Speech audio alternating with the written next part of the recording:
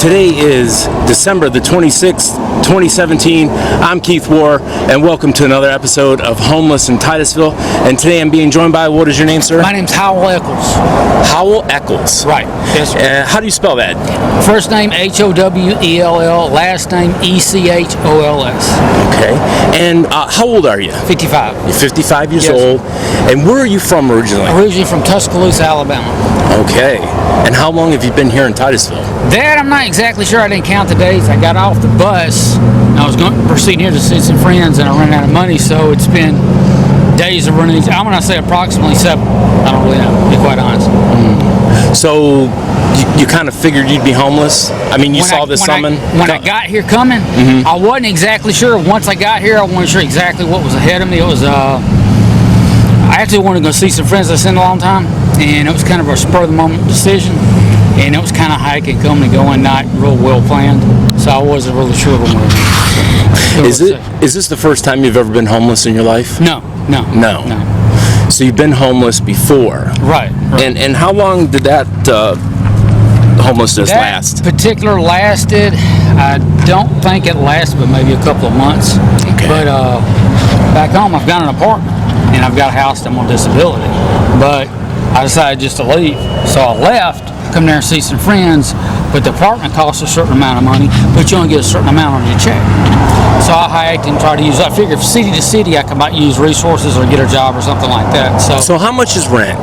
Rent's $5.60 a month. And how much is your income? Draw is about $7.15, I think now. So those are very close margins. Right, but at the same time I've got some medical type situation bills, and that's being pulled in, so it leaves me on base to base sometimes $25 a month, and then I've got the food stamp card that we use back home, but you can't use it here. It's not valid. Right. See, that's Alabama Foods EBT. I've got that, so got that, and I still have. Well, how are you feeding yourself then? It's pretty good. I haven't been myself. People have been helping me, so they've been actually too much of a blessing, to be quite honest. So. I mean, look, I don't want you to take this wrong way. I don't want you to feel like I'm being critical, but boy, I got some questions, because I don't think the average normal person would have done what you did, just kind of get on the bus on a gamble and done this. Right. Do you have any kind of, have you ever been diagnosed with any kind of mental issues? I had some, I think it's depression, and there's a GAD, called it general anxiety disorder. Okay. And maybe a possibility of bipolar, high and low. Okay. Type kind of scenarios. See, because that makes sense, if you're bipolar, high and low, that you would do something like this, you know what I mean? Because it's not the average kind of behavior type thing. Right. So tell me a little bit about your home life, Have you ever been married? I was married in 1994-95, married approximately 9 years. Was in alcohol, and we dated 4 years. Then I had a child, and then had a divorce. So then, after that, I thought it was a good idea just to get a job as opposed to address the alcohol. Did that for a while, worked at the Winn-Dixie, got 4 or 5 raises or 4 or 5 years. That was good as long as I was working. But what do you do after that? So you were struggling with the alcoholism, but when you were working, you were doing better. You weren't drinking. As long as I was busy working, that was a good thing. But you still weren't addressing the alcohol problem in and of itself. So after that, my sister lived in Tampa at the time, and they found what they called on the net here in Florida, network recovery centers. So they found a place called Liberty Lodge in Titusville, and others, I guess that way, in Coquina. It's 4050 Coquina Avenue. So they found that. Well, we got it all hooked up. Tom Lotnick was the director. Got all that hooked up, and then once you got that going, the next thing you know, people at my store said, "Well, hey, we're having a party. I know you're going to the recovery center. You want to come?" They're just joking. Right. Yeah. And so anyway, I said, "No, I can't come." Well, later on, the wheels started turning. I thought, well, one last hurrah ain't going to hurt. So that kind of stinking thinking. So went to the party, got all sauce, took some back roads home. I thought I was going to make it home okay. One of those sneak-in kind of things. Tires blew out when I hit a curb and almost drove a car through a house. Oh my God. So now that being a scenario, then the next thing, the only thing. So then the cops came and all that good stuff? Yeah, the only thing I can remember there wasn't anybody in the living room at the house. The only thing I could catch in my mind going through, like in Hollywood, car through a house, and somebody's children, somebody's grandparents, anybody. I wasn't so much worried about myself. I'm not necessarily worried about myself, but that lies in my mind. Then after that, I went down here. So came back. Did you get arrested for any of that? Did you go to jail? It was a DUI. Yeah. So you did. A DUI. I stayed there approximately, I don't know how many hours. Too many.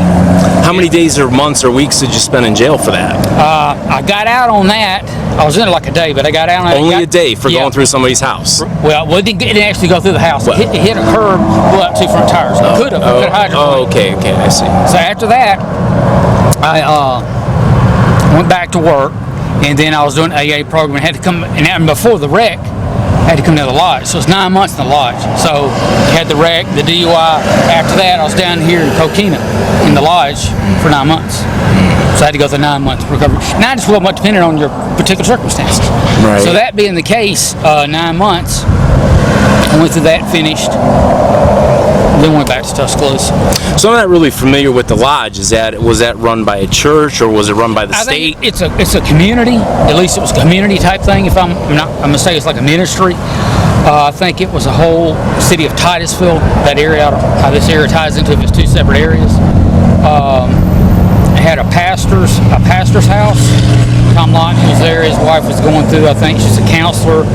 Had a first phase and a second phase. You said Tom Lawton? Lotnick. Lotnick? Yes. Tom Lotnick. Yes. So maybe some of our old Titusville residents know Tom Lotnick and his ministry. Right.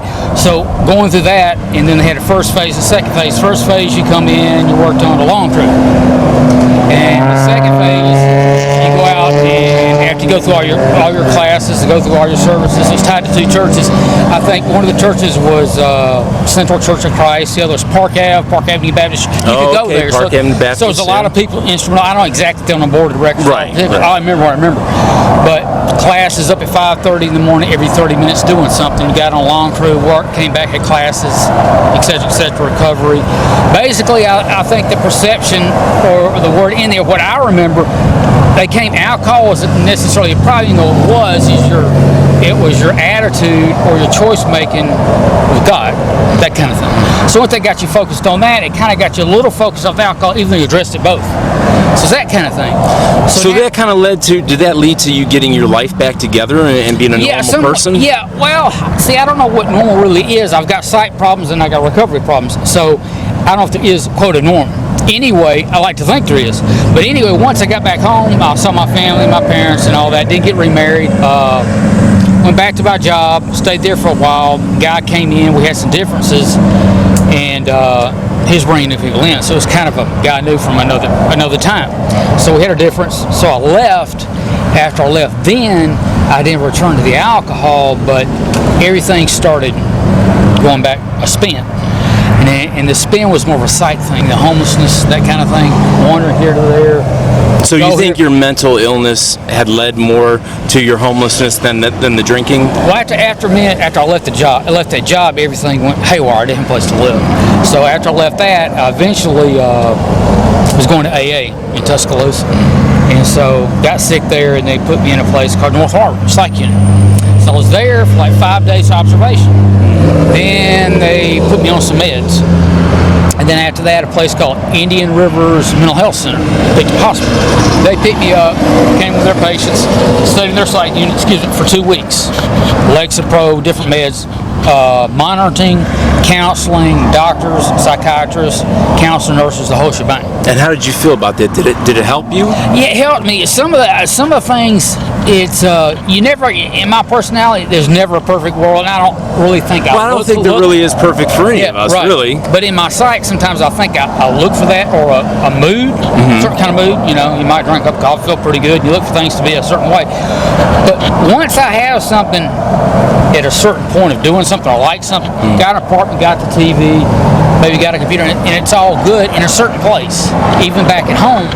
That's so fine. You had a normal existence. You had a television, you had a computer, you had a car, right? You drove. Well, I didn't have a car at that particular time, but you had a job. Yeah, but not at this particular. That's after I left the job. Okay. But things were good. I had an apartment, had all these things.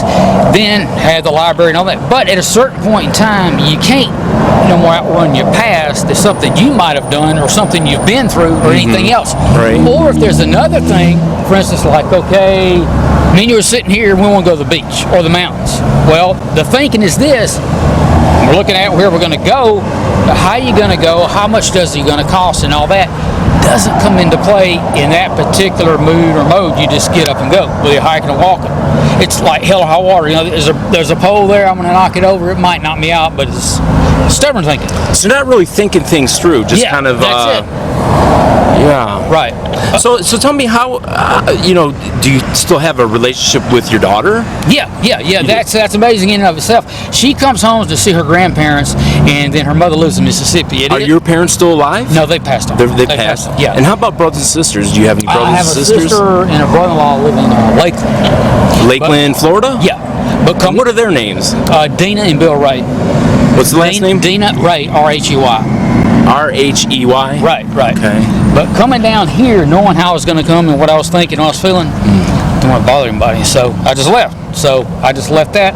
They might as well be in Wisconsin, didn't want to bother them or anything like that. They got a life too. Do they know you're homeless? I don't think they actually know. Does your daughter, does anybody know that you're homeless? That I don't know. I just took it as an adult and I just left. So I don't know. But see, she has her life in Nashville, Tennessee. And so it's a divorce. And what's her name? Brittany Eccles. I guess she kept my last name. Anyway, Brittany Lynn. Now, Brittany Lynn Eccles? Yeah. Okay. Now, going through a divorce and separation and all that, you gotta look, there's some strife or some animosity. So I don't exactly call, say you're divorced, Dad, so I don't go that route. Right. And if I take off and if it's on my own, what I go through on my own, I go through on my own. I don't necessarily gonna call brothers up, hey, I'm stuck down here, you wanna help me? That kind of. Well, I understand, right, because you made your own trouble for yourself and you don't want others to be constantly bailing you out. Yeah, but at the same time, other people shouldn't have to do it, and I don't feel like I've been asking, but. It sounds to me like you're kind of somewhere in between because, like, you understand that you're not making good choices, but yet your mental illness keeps causing you to make these bad choices. Like, I see that you see they're not the greatest of choices, but yet you still do them, and I think it's because of the mental illness. And, and how about that? Do you take any medication, or are you supposed to take any medication for it? When I left, I was on one kind of medication. It kind of, I don't know what it was. I didn't get that. It threw me for a loop. I was like shaking, like this, a lot of shaking. It totally just, I don't know. It totally knocked me out of my whole prescription.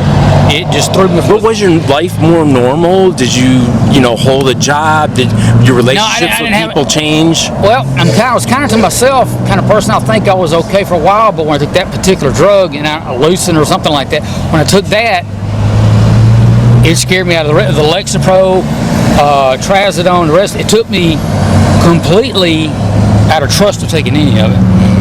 I just had a paranoia of any kind of psych medication. I haven't really recovered yet. The other ones do different things. I realize that, but I just got so flippy about it, and I just chunked everything. And I live in an outlying area, and I probably could get some services to get me in Tuscaloosa, but at the same time, they're strapped. There are a lot of people in need in that area. Right. But at that point, I just kind of. What about the rest of your health? Do you have diabetes? Do you have high blood pressure? I did have high blood pressure. In one hospital, called it a high-low.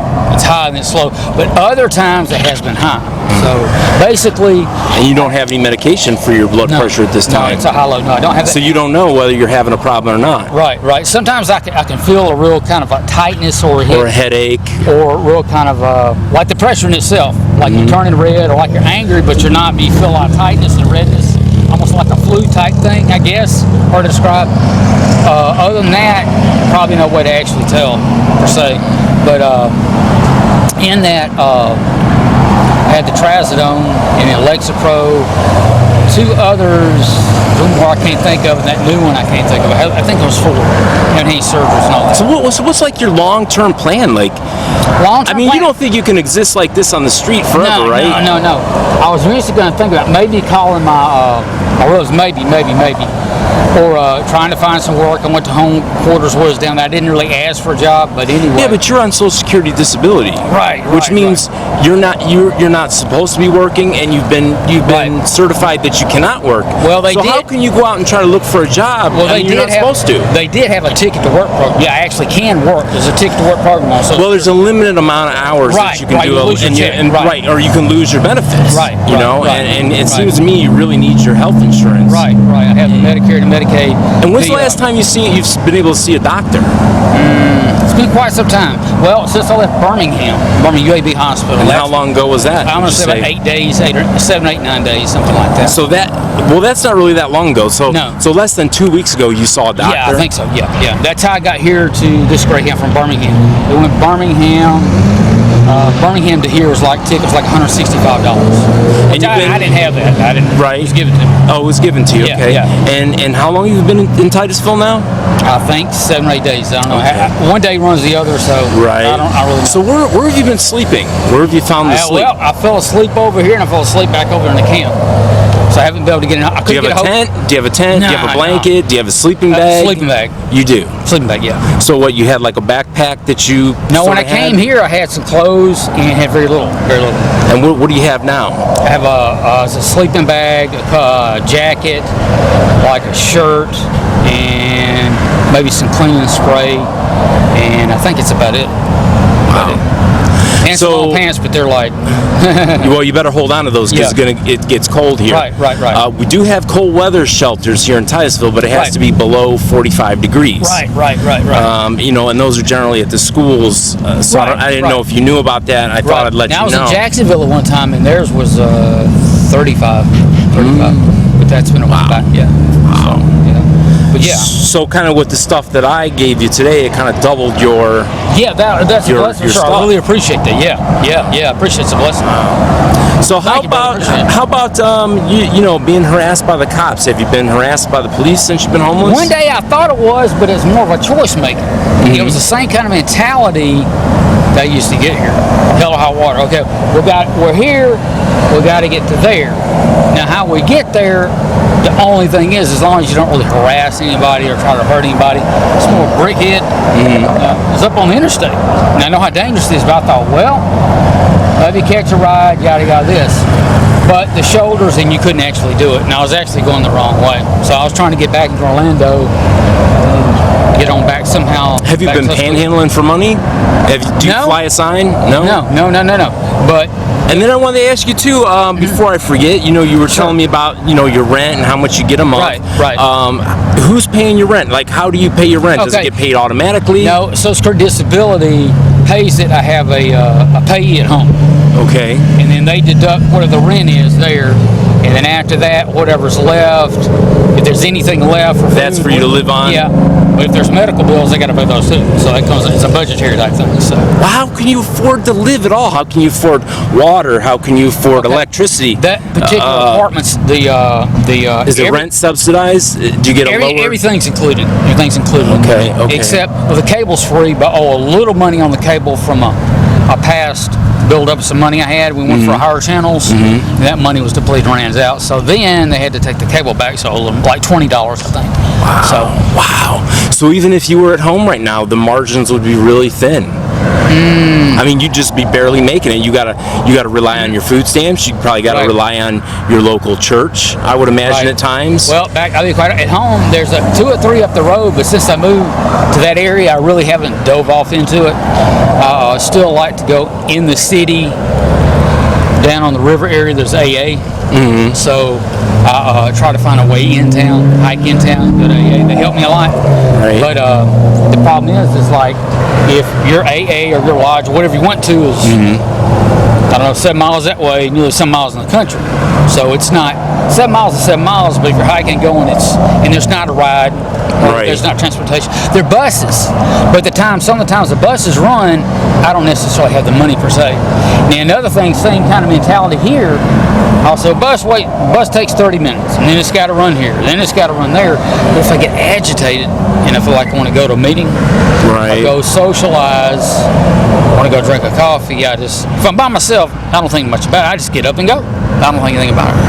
So, how about education? Do you have a college degree of No, I any never kind? college degree. I finished high school diploma. I finished high school, then I went to. Did you ever go to trade school? Did you go? Yeah, I went to junior college. To do what? Like welder, pipe fitting? I actually was interested in communications at one point, and then I was also interested in business type stuff and things of that nature like that. But between, I guess, drinking and psych, it either pulled me one way or another.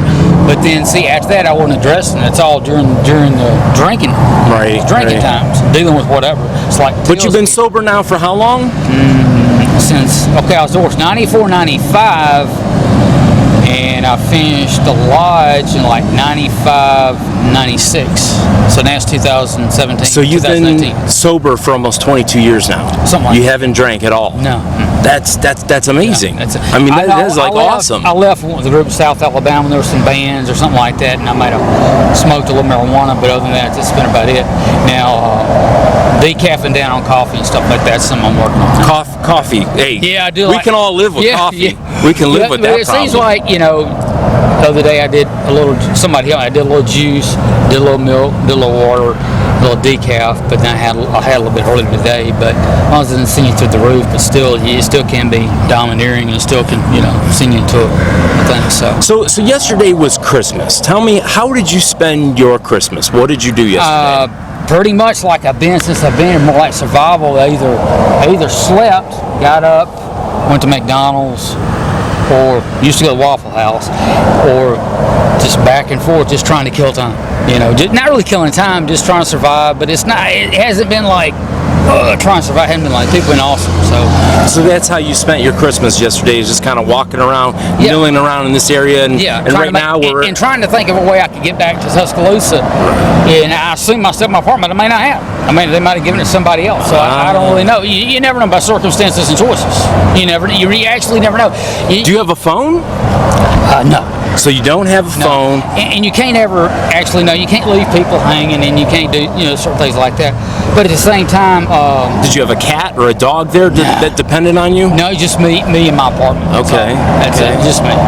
So there's really no ties in that sense. But I basically just wanted to take a trip, come visit a couple of people, kind of recoup. And you were kind of hoping that the people that you knew 20 years ago were here, and you didn't call ahead, and like I said, you didn't do a lot of things that most people would do. And it's not really anybody that I would keep in contact with per se, and I really didn't have any numbers, to be quite honest. I was just going to speak hello and thank them and talk a little bit, and then try to be back on my way. But I didn't have the money; just ran out, so there wasn't anything like that. So we're about to wrap this up, and if let's say one of your friends or your family or your daughter were to see this video, do you have any special message? Do you have any Christmas greetings? I love you. Go ahead and look into the camera. Love you. God bless you, and have a great day. Thanks a lot. Appreciate you. That's you don't have anything more to say to your daughter, like how are you doing? Yeah, God bless you. I love you. Hope things are going well in Nashville, and take care. That's it. Thanks. Okay. Thanks. So and then we'll go ahead and we'll show people the little bit of goodies that you got. Thanks, that I was able to bring you. Okay. And listen, hey guys, if you guys want to reach out to me, you can. You guys can find me on Facebook at KEITHWOHR. I do accept friend requests. Sometimes some of you send me private messages, but they're kind of behind the scenes because we're not friends. Well, if we're not, and I have to find those. I've been doing better about that. You can also leave me a message on YouTube. I will get back to you if you do. And if you have any questions about what I'm doing or how I do it, if there's something you would like me to ask the people that I interview here in Titusville, send me a message, let me know. And for now, I guess thanks for watching, and we'll see you next time. Thank you.